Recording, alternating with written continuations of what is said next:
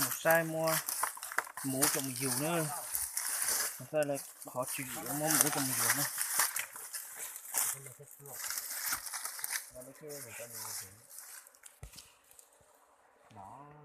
Đó luôn mua được thằng nó nữa cho muốn cắn được luôn tại xong còn mà trong dùng đã chế cái channel á cái bà đăng đâu ấy đào bên bảy mới hả hả mới này mới đào ấm chỉ tôi chứ chỉ op lúc gì nó sẽ ăn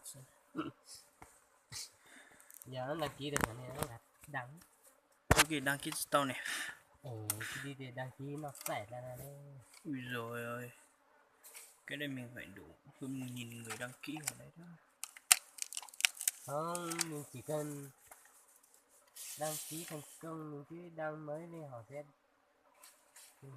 sẽ thêm mình vào mình họ sẽ đăng ký kênh mình rồi dòng nhé do những gì tôi đang đan ép đi mình là không không như thôi thì đan mà đi khó tài khoản mình đẹp tận khó thì đăng ký xong á mà cho phần gì nhỉ ham có vị người ta đã có đăng ký được đăng ký xong đăng ký của người ta mới đăng ký của mình cái đây là mình đăng ký còn cái chỗ cái hai gió của mình vô đấy mà đâu rồi nhưng mà cái đau đấy hai để lấy sàn đâu thế mà đi có thằng đi tất cả đi bác chuột mua giá cho chị nữa nó vẫn tăng cả đấy bê chẳng là gì bê tỏ bỏ số mua non nhìn gà cho nó tỏ ra để bên gà một chế tại những mua chứ vậy để nó bên cho nó bên nhân mật ong rừng nó nuôi chứ nữa giờ lên từ sáng vô là chị alo cho bên nữa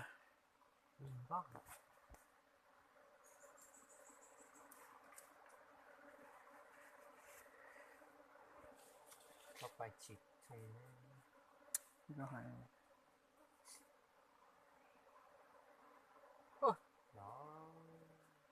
cái nhân nó rồi đó toàn lòng da cái hao trân trọng giới thiệu đây là mật ong rừng nha chúng tôi nhân cái này đi nồi ông rừng ra như mật ong ấy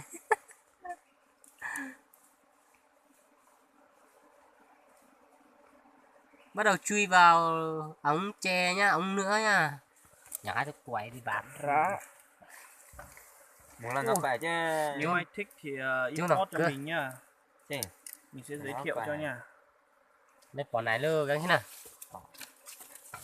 nó thành anh em tâm một chút cảm thấy thích thú với công việc này thì import cho mình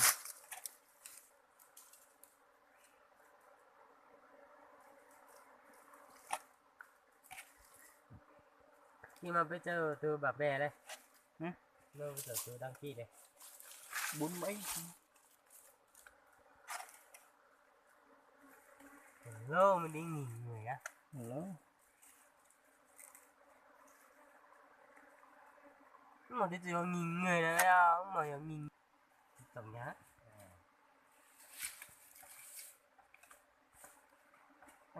cho chú tầng nó lên ha nó còn cho một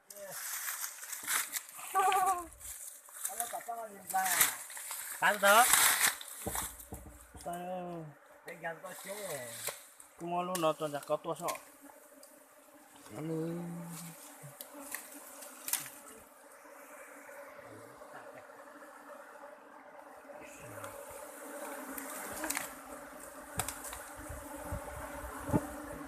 là kiểu nữa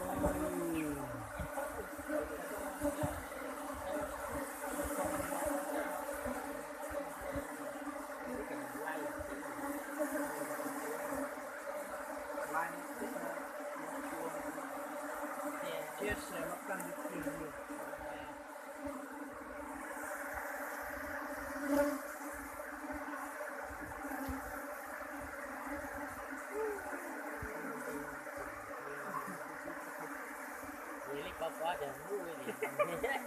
Dạ.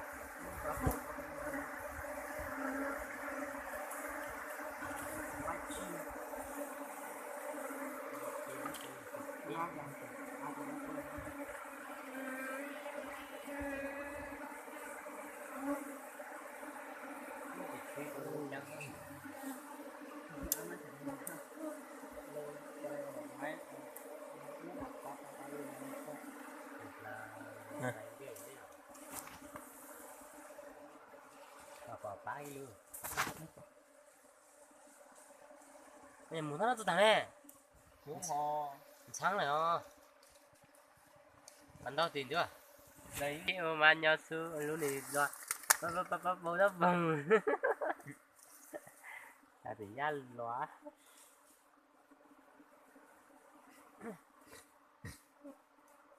Mà đây là su mua nhỏ chẳng Nhớ ra hiểu mà.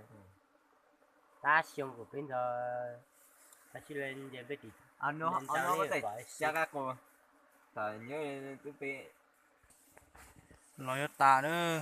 Xin nhằm nó. bay rồi đi.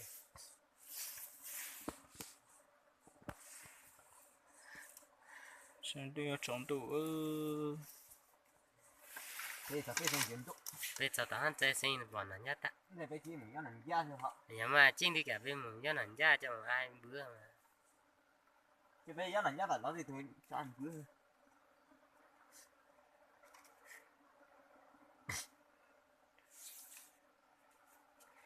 cho mà bên dân là nó người bắt pin Nó kia hả? Mai kia Đi lúc từ mũi kho đi tông. Mai kia lúc kinh chạy. Mấy cái nước cha à? Giờ nó cắm lót xong mà. Cho bỏ với khí. Nhau là này để nó. tỏi Sao cho cha mình mua. nó nồng đây thì tốt Chưa. Nó muốn bỏ chúa. lười đặt chặt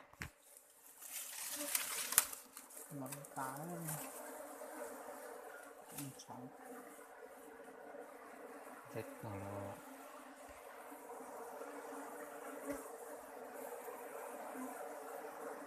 Thì nó đã bảo xí đánh á. nó là lười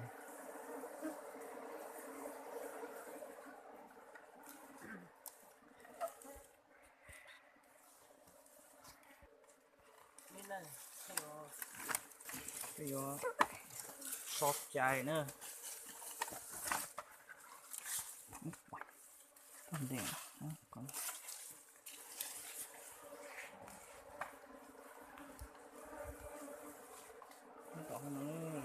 nó nữa.